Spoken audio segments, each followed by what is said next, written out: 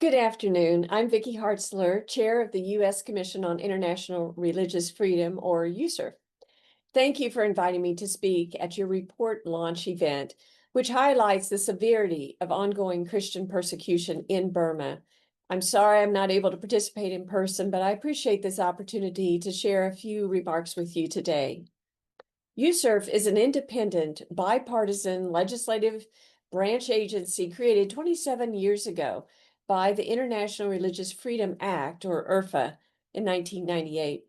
Our mandate is to monitor religious freedom worldwide using international standards and to make policy recommendations to the U.S. President, the Secretary of State, and Congress.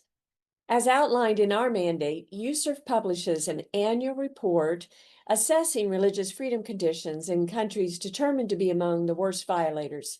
Since 2000, USERF has recommended to the U.S. Department of State that Burma be designated as a country of particular concern, or CPC, for engaging in systematic, ongoing, and egregious violations of religious freedom, including in our most recent annual report released in March of 2025. Burma was last designated as a CPC under IRFA in December of 2023 by the administration due to its particularly severe violations of religious freedom. Unfortunately, attacks on houses of worship and religious communities by the Burmese military continued to increase throughout 2025, according to our monitoring of conditions in the country. In USERF's recent hearing titled Freedom of Religion or Belief Violations Against Christians Abroad, we heard from an ethnic Chin pastor who shared his story of fleeing from religious persecution imposed by the Burmese military junta, also known as the Tatmadaw. Not only did Tatmadaw soldiers bomb his church twice, but they also searched his home and confiscated and burned his religious books and computer to instill fear. The military council told him to cease any religious activities, including preaching and worshiping. He had no choice but to flee Burma with his wife and children to preserve his life and his right to worship freely. I wish I could say that his story was not a common occurrence, but that's not true. Since the 2021 coup, the junta, regarding itself as the protector of the Theravada Buddhism, has attacked numerous Christian churches, specifically those in Christian-majority states, subjecting Catholics and Protestants in Chin and Kachin states and other regions to endless bombings and torchings. The Burmese military arrested and killed Christian clergy, and they silenced those who stayed behind, often fearing for the safety of their flock.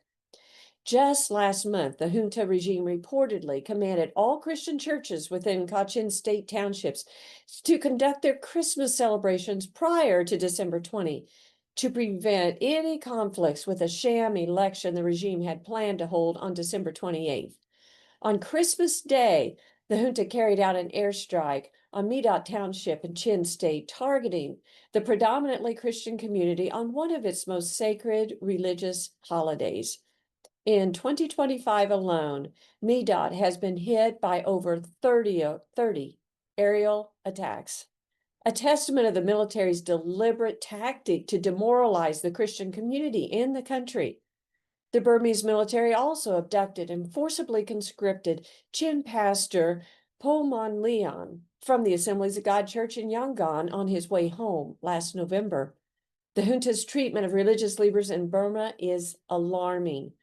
We continue to call for the release of religious prisoners, such as Chin pastors Saleh Ila Lowy and Tian Leon San, both of whom are featured on our victims list, whose trumped-up charges imposed by the junta has led to years of imprisonment as they are being held in Comunidado. The examples I have highlighted are just a few of the many atrocities committed against religious communities throughout Burma. In light of the escalating violence and human rights abuses in Burma, USERF urged the administration to not only designate Burma a CPC, but to also extend temporary protected status, or TPS, for Burma to prevent those fleeing religious persecution to have to return back to life-threatening conditions. The administration officially ended TPS for Burma in November, and the expiration took effect earlier this week. Furthermore, we have recommended that Congress reintroduce and pass legislative efforts such as the Brave Burma Act to bring targeted sanctions against members of the junta and limit its ability to use military aircraft on civilians. In 2 days, it will mark exactly 5 years since the military regime overthrew the democratically elected government in Burma. The immense suffering of civilians, especially religious minorities like Kachin, and the Rohingya, cannot continue. Let us never cease to work together to hold the military regime accountable for the atrocities it has inflicted on its very own people. Thank you.